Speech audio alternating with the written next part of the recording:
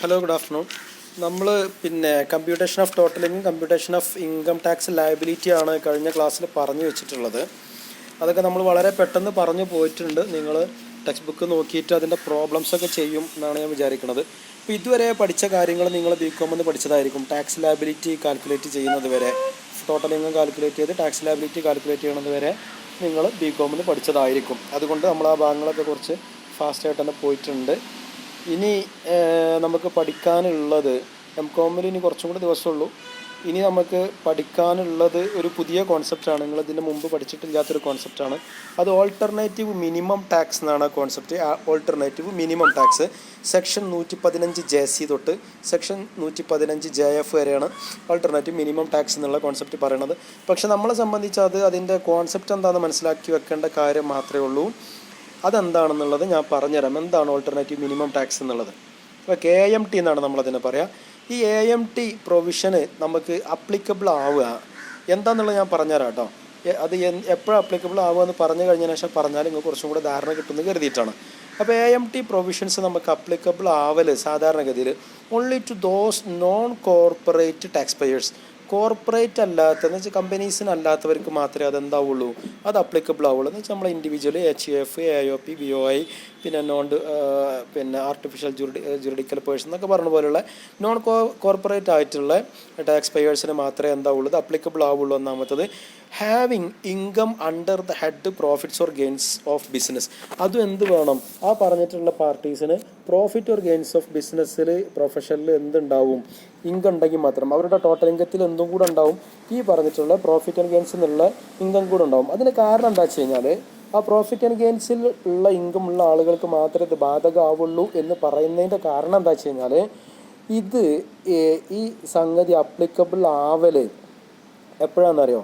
നമ്മൾ ഇതിൻ്റെ അവസാനത്തെ പോയിന്റ് കണ്ടോ നിങ്ങൾ, only when they have claimed deduction under section 80H തൊട്ട് 80 RRB വരെ, 80H തൊട്ട് 80 RRB വരെയുള്ള ഡിഡക്ഷൻസിന് അവർ ഡിഡക്ഷൻസ് അവർ ക്ലെയിം ചെയ്തിട്ടുണ്ടെങ്കിലോ, 35 ADയിലുള്ള ഡിഡക്ഷൻ ക്ലെയിം ചെയ്തിട്ടുണ്ടെങ്കിലോ, 10 AAയിലുള്ള 10A എന്ന് പറഞ്ഞ സെക്ഷനിലുള്ള ഡിഡക്ഷൻസ് ആഡ് ചെയ്തിട്ടുണ്ടെങ്കിലോ ആണ് ഇവർക്ക് ഇത് എന്താവുള്ളൂ. അതിൽ 80P എന്ന് പറഞ്ഞ സെക്ഷൻ, 80H തൊട്ട് 80 RRB എന്ന് പറയുമ്പോൾ അതിൻ്റെ ഇടയിൽ ഒരു 80P എന്ന് പറഞ്ഞ സെക്ഷൻ ഉണ്ട്.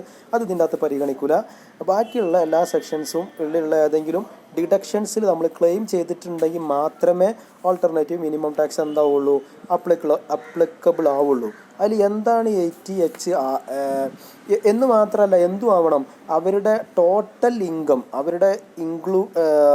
Total income should exceeding 20 lakhs. അവരുടെ ഒരു ഇയറിലുള്ള ഇൻകം എന്തായിരിക്കും വേണം, 20 ലക്ഷത്തിൻ്റെ മേലായിരിക്കും വേണം. 20 ലക്ഷത്തിന് താഴെയുള്ള ഈ പാർട്ടീസിനൊന്നും ഓൾട്ടർനേറ്റീവ് മിനിമം ടാക്സ് ഇതല്ല, അപ്ലിക്കബിൾ അല്ല. അവരുടെ ഇൻകത്തിൻ്റെ ടോട്ടൽ ഇൻകത്തിൽ എന്തും ഉണ്ടാവണം, profit and gains of income ഉണ്ടാവും വേണം. എന്ന് മാത്രമല്ല എന്തും ആവണം, അവർ ഈ പറഞ്ഞിട്ടുള്ള നമ്മളിപ്പോൾ പറഞ്ഞിട്ടുള്ള 80H തൊട്ട് 80 RRB, 35 AD, 10A എന്ന് പറഞ്ഞിട്ടുള്ള സെക്ഷനിലുള്ള ഡിഡക്ഷൻസ് ക്ലെയിം ചെയ്തിട്ടുണ്ടാവണം. എങ്കിൽ മാത്രമേ അവർക്ക് AMT അപ്ലിക്കബിൾ ആവുള്ളൂ. Their normal tax payable is lower than AMT in any financial year. അവരുടെ നോർമൽ ടാക്സ് AMTനേക്കാളും കുറവും ആവണം. എങ്കിൽ മാത്രമേ എന്താവുള്ളൂ, AMT അപ്ലിക്കബിൾ ആവുള്ളൂ.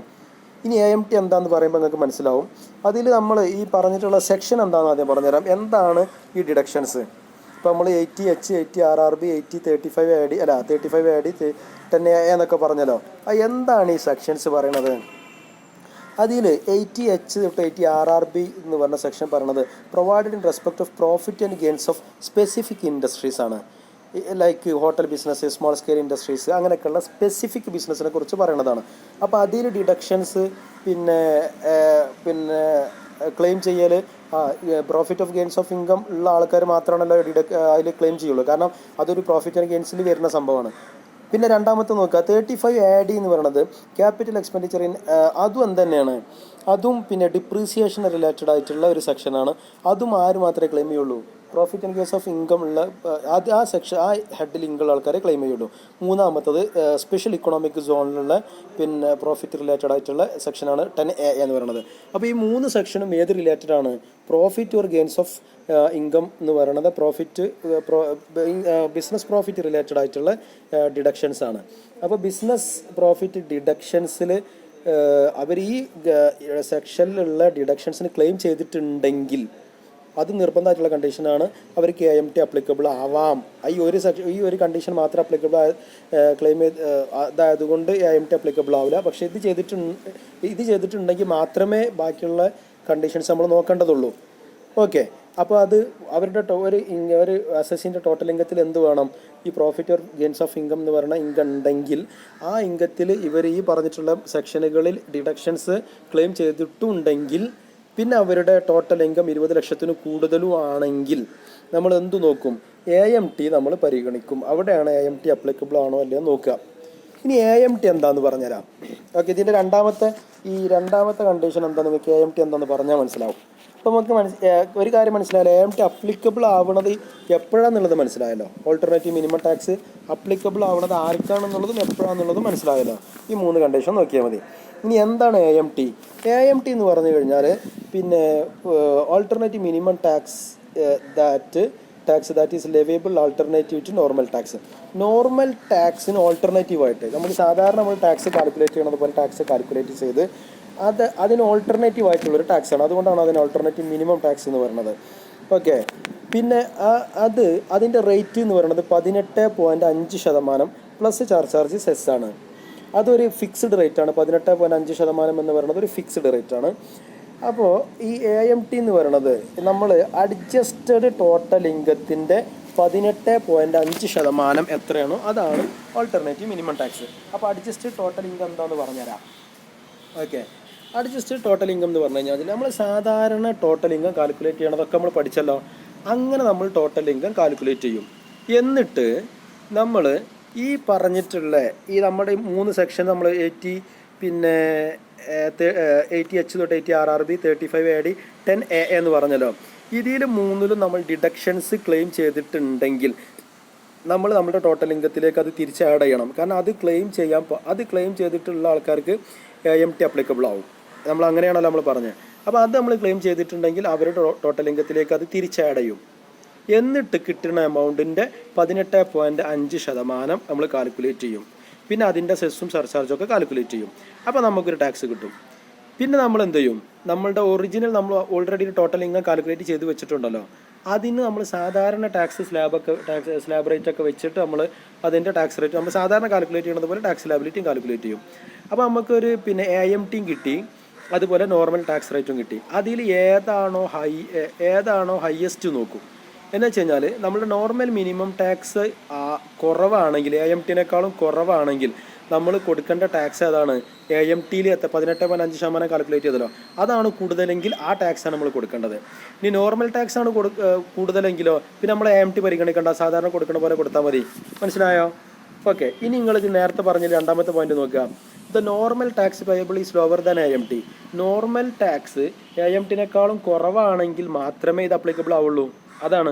അപ്പോൾ AMT ആണ് കൂടുതലെങ്കിൽ AMT കൊടുക്കണം, നോർമൽ ടാക്സ് ആണ് കൂടുതലെങ്കിൽ നോർമൽ ടാക്സാണ് കൊടുക്കണം. അപ്പോൾ ഇനി AMT അപ്ലിക്കബിൾ അല്ല. അപ്പോൾ ഏതാണോ വിച്ചെവർ ഈസ് ഹയർ അതാണ് നമ്മളിതിൽ ടാക്സ് ആയിട്ട് കൊടുക്കേണ്ടത്. അതിന് നമ്മൾ ഓൾട്ടർനേറ്റീവ് മിനിമം ടാക്സ് എന്ന് പറയാം. ഓക്കെ, ഇപ്പോൾ ക്ലിയർ ആയിട്ടുണ്ടാവുമെന്ന് വിചാരിക്കണം. അതിൽ അഡ്ജസ്റ്റഡ് ടോട്ടൽ ഇൻകം കാൽക്കുലേറ്റ് ചെയ്യുന്ന രീതി ഇതാണ്. നമ്മൾ total income as computed in the normal provision of income tax act പ്രകാരം നമ്മൾ കാൽക്കുലേറ്റ് ചെയ്ത് അതിലേക്ക് നമ്മൾ എന്ത് തിരിച്ചടയും? ഡിഡക്ഷൻസ് അണ്ടർ 80H തൊട്ട് 80 RRB, RRD അല്ല കേട്ടോ, RRB ആണ്. RRB വരെയുള്ളത് കാൽക്കുലേറ്റ് ചെയ്യുന്നത് 80 എക്സെപ്റ്റ് സെക്ഷൻ 80H അല്ല 80Pയിലുള്ള ഒരു പിന്നെ അത് ഡിപ്രീസിയേഷൻ റിലേറ്റഡ് സംഭവമാണ്, അത് പരിഗണിക്കില്ല. ബാക്കിയുള്ള 80H മുതൽ 80 RRB വരെയൊക്കെ നമ്മൾ ഡിഡക്ഷൻ കൊടുത്തിട്ടുണ്ടെങ്കിൽ തിരിച്ചടയും. പിന്നെ ഡിഡക്ഷൻ അണ്ടർ 10A ഉണ്ടെങ്കിൽ അത് നമ്മൾ സ്പെഷ്യൽ ഇക്കണോമിക് സോൺ ഞാൻ പറഞ്ഞു. പിന്നെ അതുപോലെ ഡിഡക്ഷൻ അണ്ടർ 35 ADയിൽ നമ്മൾ എന്തെങ്കിലും പിന്നെ ഡിഡക്ഷൻസ് നമ്മൾ ക്ലെയിം ചെയ്തിട്ടുണ്ടെങ്കിൽ അതൊക്കെ തിരിച്ചട ചെയ്യാം. അപ്പോൾ കിട്ടുന്ന ഇൻകത്തിനാണ് ടോട്ടൽ ഇൻകം എന്ന് പറയാം. ആ ടോട്ടൽ ഇൻകത്തിൻ്റെ 18.5% AMT എന്ന് പറയുന്നത്. മനസ്സിലായല്ലോ എന്താണ് AMT എന്നുള്ള concept? Okay, that's all. Thank you.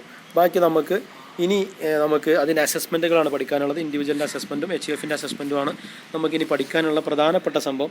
പിന്നെ നമ്മൾ അതിൻ്റെ റിട്ടേൺ ഫയൽ ചെയ്യണമെന്നുമായി ബന്ധപ്പെട്ടുള്ള കുറച്ച് തിയറി പോർഷൻസാണ്. അപ്പോൾ നമുക്ക് നോക്കാം. അപ്പോൾ okay, that's all. Thank you.